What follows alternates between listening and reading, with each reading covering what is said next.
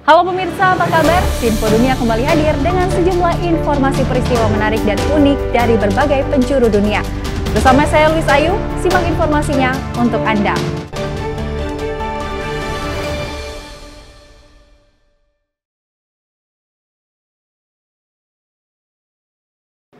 Pemirsa, kita awali informasi yang pertama. Presiden China Xi Jinping menemui pengusaha top teknologi negaranya guna menyoroti soal kondisi peperangan perdagangan dengan Amerika Serikat.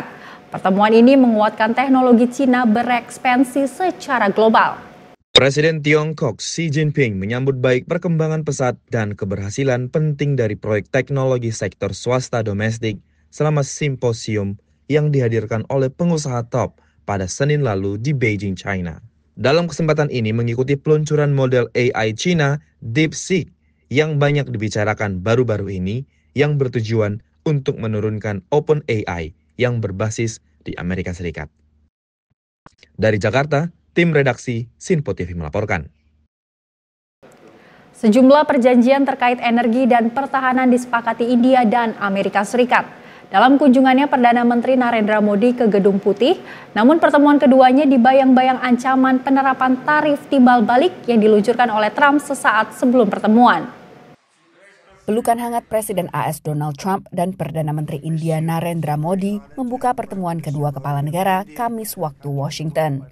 Trump umumkan perjanjian energi, kerjasama antariksa dan pertahanan, termasuk keikutsertaan India dalam program F-35 yang saat ini terbatas pada grup elit sekutu terdekat AS. The US-India Compact for the 21st century is a historic initiative that will deepen every aspect of our partnership and our friendship.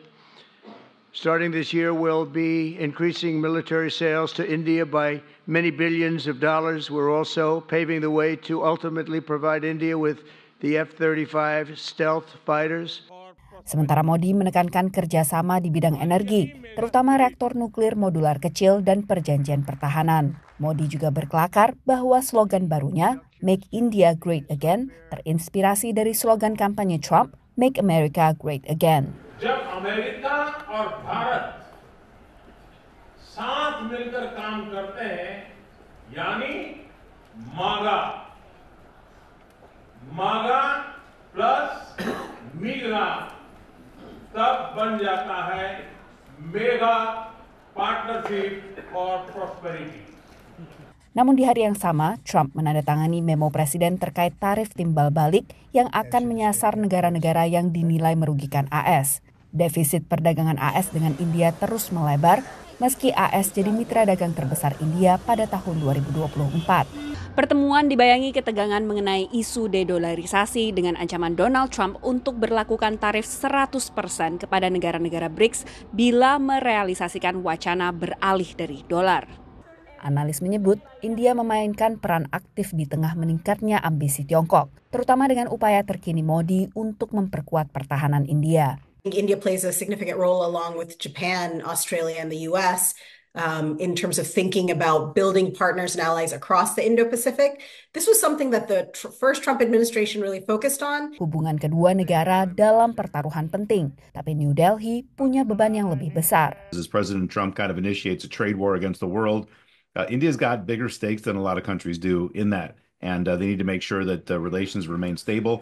If they want to talk about policy issues they can resolve, and try to make sure that things remain on an even keel, because this relationship, it's important for us, it's vital for India.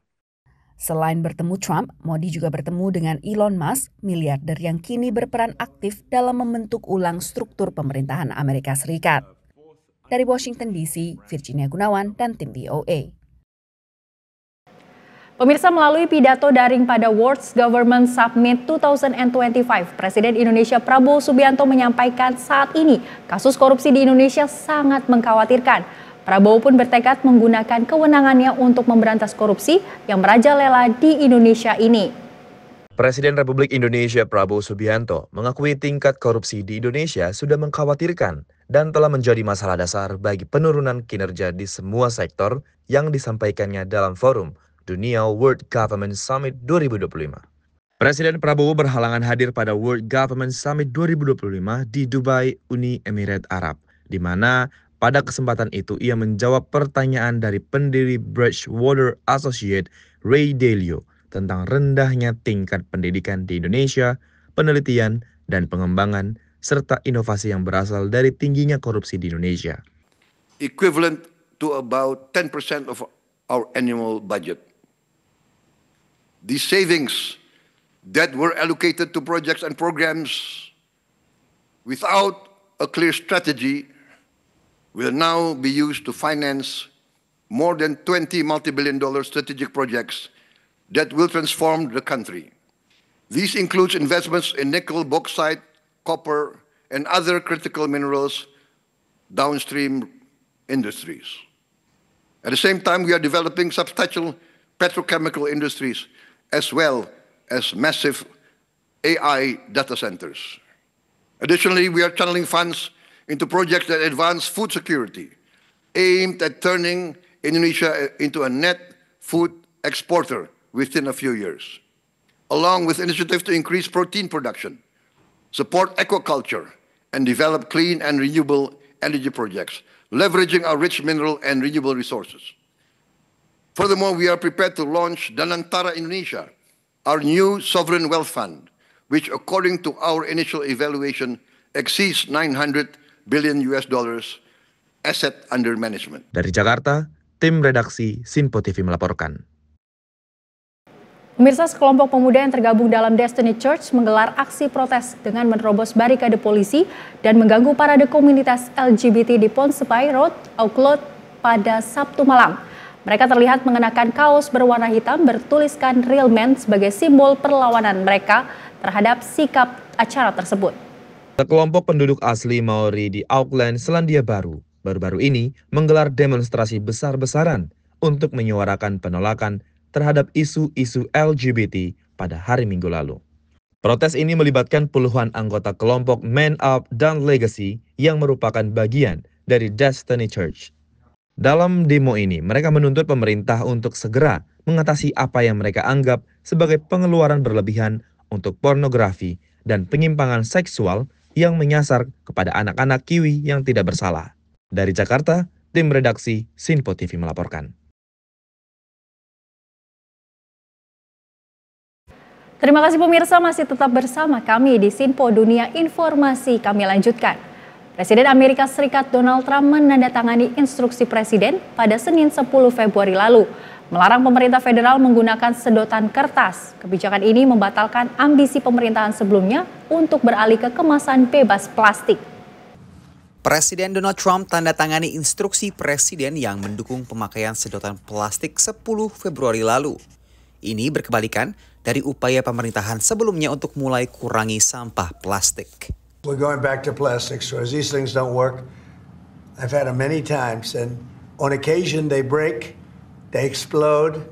If something's hot, they don't last very long, like a matter of minutes, sometimes a matter of seconds. It's a ridiculous situation. So we're going back to plastic straws. I think it's okay. Impres ini dapatkan beragam reaksi. Sebagian pelanggan setuju atas alasan kepraktisan penggunaan sedotan plastik. Drink my margarita with a paper straw, but before I finish my drink, it was already destroyed. Horrible in your mouth. I think it's not gonna save the world of straw. That's my opinion. I mean, if you wanna enjoy your drink, you wanna drink it with the straw. The paper straw is just melting your mouth like a toxic paper in your body. Nah, di restoran-restoran New York masih lumrah ditemukan sedotan plastik seperti yang saya temukan di restoran di kawasan East Village ini. Impres dari Presiden Donald Trump ini juga kemudian membatalkan upaya dari pemerintahan sebelumnya Joe Biden yang ingin mengurangi sedotan plastik dan juga sampah plastik sekali pakai lainnya secara bertahap hingga tahun 2035. Peralihan sedotan plastik ke sedotan kertas adalah bagian dari kampanye lingkungan yang mengkhawatirkan dampak buruk dari sampah plastik. Sampah plastik butuh 200 tahun untuk terurai, menurut LSM Lingkungan World Wildlife Fund. Plastic production is on track to double by 2040. That means more toxic chemicals in the environment, in our bodies. It means more climate change. It means more plastic waste in the ocean. Impres Trump kali ini ditentang oleh kelompok pro lingkungan. This is a very small part of a broader anti-environmental agenda out of the Trump administration. They are very committed to increasing the drilling for fossil fuels. They are appointing people at the Federal Environmental Protection Agency who used to work for the chemical industry, the fossil fuel industry. Pemerintahan Trump juga telah bawa Amerika keluar dari perjanjian iklim Paris, langkah yang juga sempat diambilnya pada jabatan periode pertamanya. Dari New York, Randy Wicaksana dan tim VOA. Bertujuan memperkenalkan Indonesia, warga negara Amerika Serikat yang datang ke sebuah mall besar di Arlington, Virginia, diajak ikut menyelami langsung kebudayaan Jawa Barat. Tidak hanya menikmati berbagai tarian, bahkan ikut menari bersama, serta tentunya menikmati kuliner khas Jawa Barat seperti sate marangi.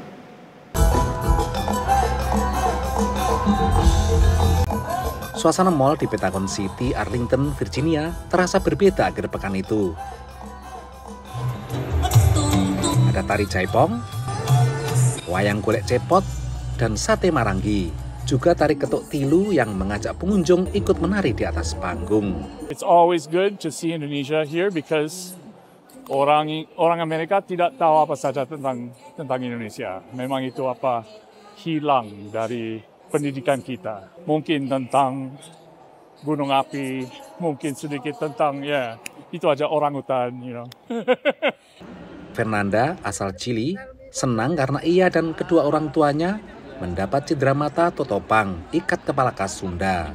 It's really good to share our own cultures, to share it with other people that don't really know about it.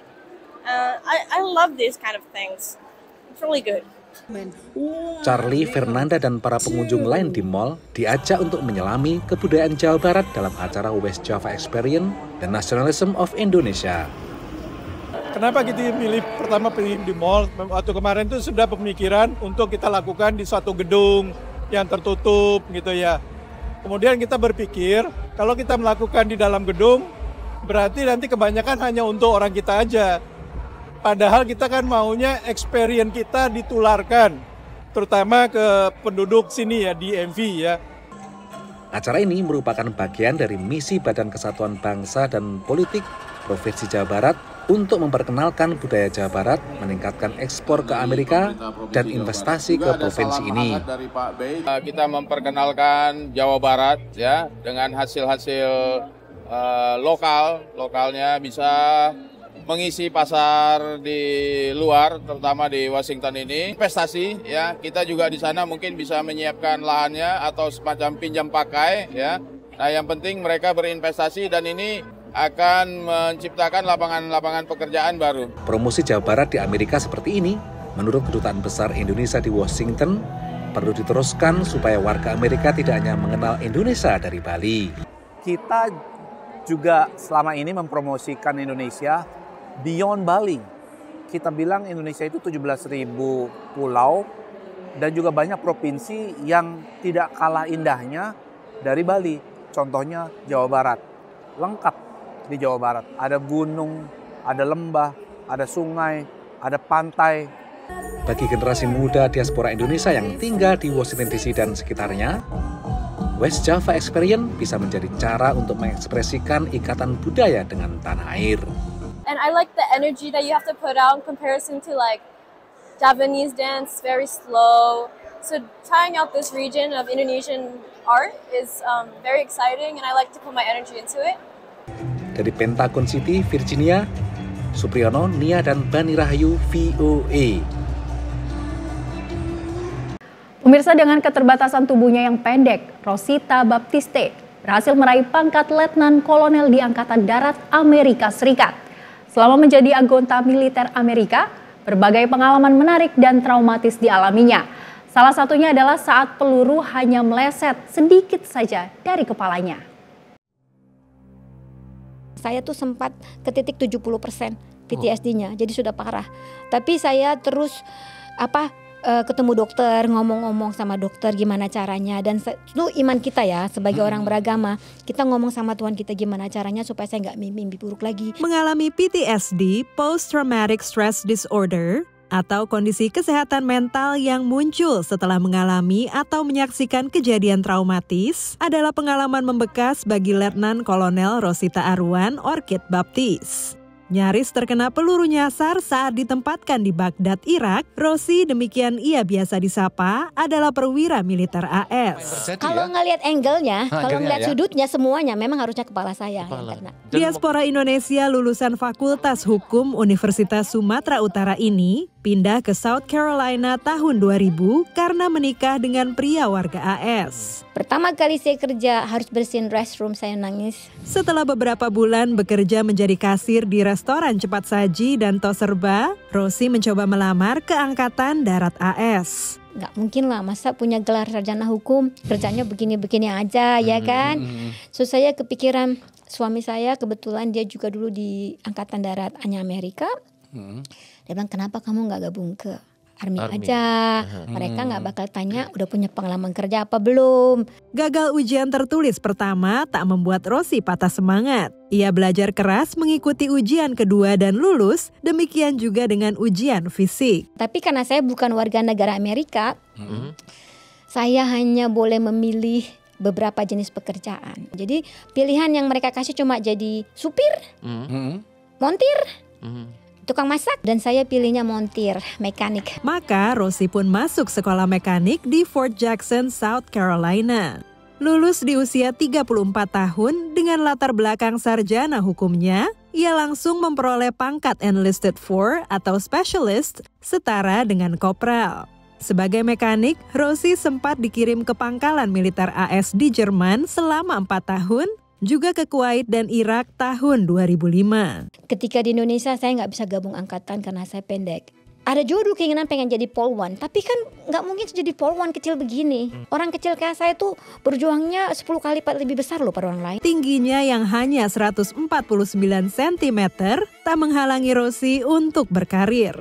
Setelah menjadi warga negara AS, ia melanjutkan sekolah perwira dan lulus menjadi Letnan 2 hingga kini berpangkat Letnan Kolonel. Yeah, I think what she's accomplished is amazing. You know, again, to be a female, a minority female at her rank is a great accomplishment, and she's also a great leader. I think that what she's doing to represent her country is amazing, and again, achieving that rank even in the United States Armed Forces is you know, something to be recognized, so it's very admirable. Rosi yang kerap memperkenalkan Indonesia di tempat kerjanya berharap dapat berpartisipasi dalam latihan militer antara AS dan Indonesia. Kalau masalah hati ya, lahir dan besar di Indonesia, itu tetap kita cinta Indonesia. Cintanya tuh nggak bakal bisa lah lupa. Makanan Indonesia, oh my gosh, it's the best. Dari San Antonio, Texas, tim VOA.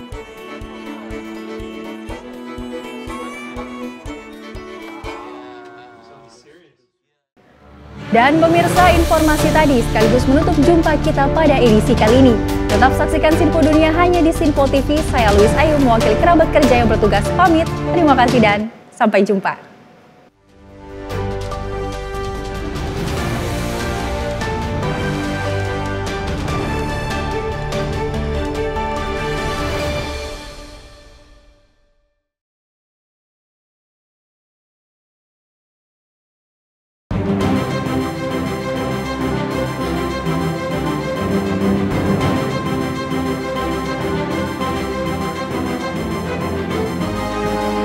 Sinpo TV, News, Sport, Entertainment.